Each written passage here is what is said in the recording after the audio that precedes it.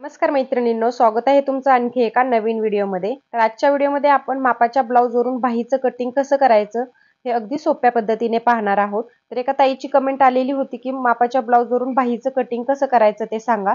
तर याच्यामध्ये मी दोन सोप्या ट्रिक्स सांगितलेल्या आहेत जेणेकरून तुम्हाला बाही कटिंगमध्ये कधीच अडचण येणार नाही मैत्रिणींनो. तर इथे मी ब्लाऊज आहे तो घेतलेला आहे मापाचा आणि तो असा उलट करून घेतलेला आहे बघू शकता. तर आता बाहीच्या कटिंगसाठी आपल्याला सर्वात महत्त्वाची जी मापे लागतात ती म्हणजे बाहीची घडी कशी टाकायची, बाहीची उंची कशी घ्यायची, त्याचप्रमाणे तयार ब्लाऊजवरून आर्महोल कसा मोजायचा या सर्व टिप्स मी तुम्हाला पुढे सांगितलेल्या आहेत.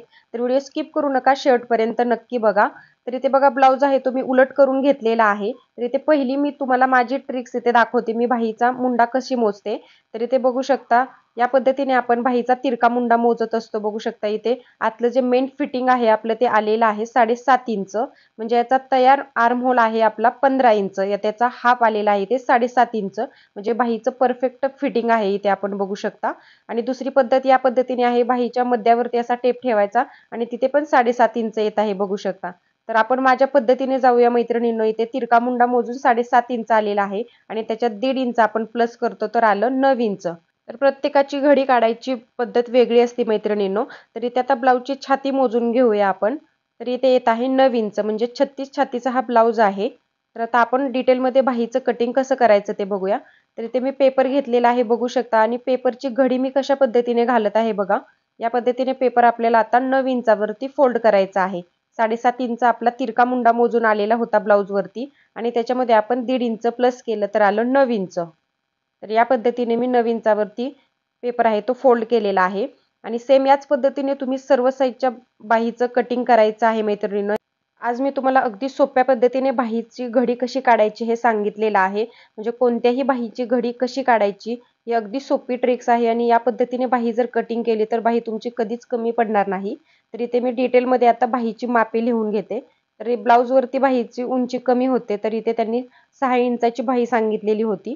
तर इथे मी 6 इंच बाहीची उंची लिहून घेतली. दंडघेर पण 6 इंच आहे. तसेच आर्महोल आहे आपला 7.5 इंच आणि आपली छाती आहे 36 इंच. छाती घेर आहे 36 इंच. त्याचा चौथा भाग आलेला आहे 9 इंच. तर या पद्धतीने बाहीची सर्व मापे आता आपण लिहून घेतलेली आहेत. आता याच्यावरती आपण अगदी सोप्या पद्धतीने कटिंग कसं करायचं ते बघूया. तर इथे बघा 6 इंचाची बाही आहे तर मी 1 इंच त्याच्यात प्लस केलं तर आलं 7 इंच.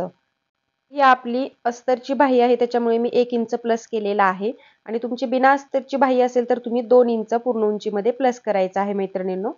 तर इथे बघा 6 इंच पूर्ण उंची आहे तर त्याच्यात 1 इंच प्लस करून 7 इंचावरती मी उंचीचं मार्किंग करून घेतलं आणि आता त्याची सरळ रेषा आहे ती मी इथे आखून घेते.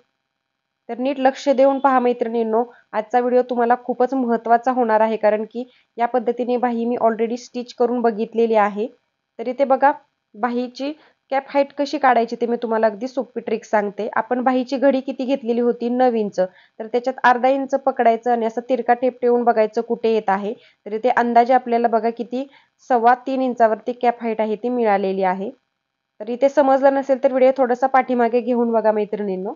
तर आता त्या मार्किंग पासून कॅप हाईट मार्किंग पासून इथे 2 इंचावरती सर्व साईजसाठी आता मार्किंग करायचं आहे.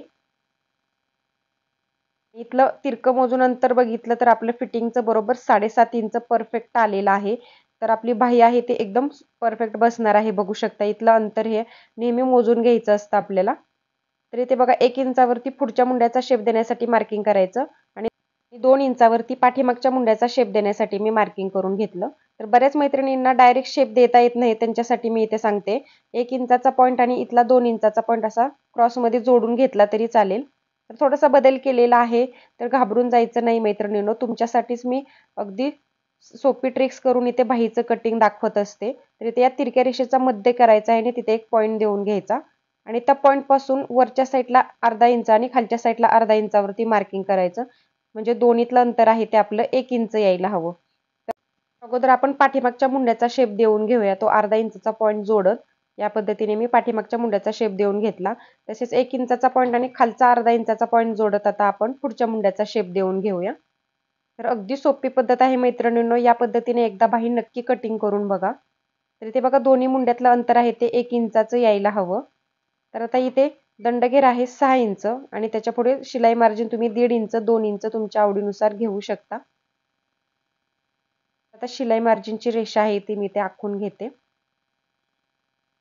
तर अगदी सोपी पद्धत आहे. मार्किंगसाठी पण अगदी बाही कटिंग आपलं सोपं आहे मैत्रिणींनो. नक्की या पद्धतीने बाही कटिंग करून बघा एकदा. मी परत एकदा सांगत आहे.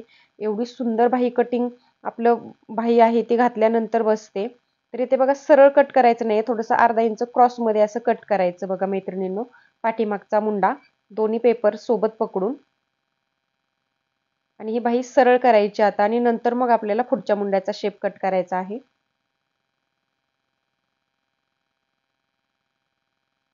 या पद्धतीने आपली बाही आहे ती तयार झालेली आहे बघू शकता 6 इंचाची आणि बाहीच्या आकारावरून तुम्ही समजू शकता बाहीचा एकदम परफेक्ट आपला शेप पण आलेला आहे. त्याच्यामुळे बाहीला कुठेही घोळ वगैरे येत नाही मैत्रिणींनो. तर या पद्धतीने मी पाठीमागचा मुंडा डार्क करून दाखवला इथे. तर बघा बाहीचा शेप पण एकदम प्रॉपर आलेला आहे. तर आपली 6 इंचाची बाही तुम्हाला मी अस्तरची अगदी सोप्या पद्धतीने कशी कटिंग करायची ते सांगितलेलं आहे. तर एका ताईच्या कमेंटवरती मी हा व्हिडिओ तुमच्याशी शेअर केलेला आहे.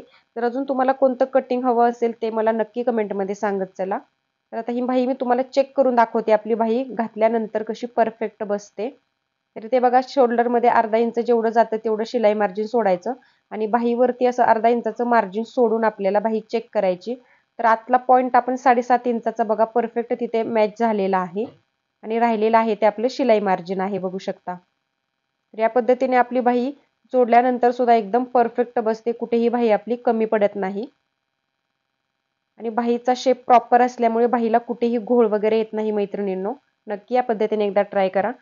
आणि आजचा हा व्हिडिओ आवडला असेल तर व्हिडिओला न विसरता एक लाईक नक्की करा.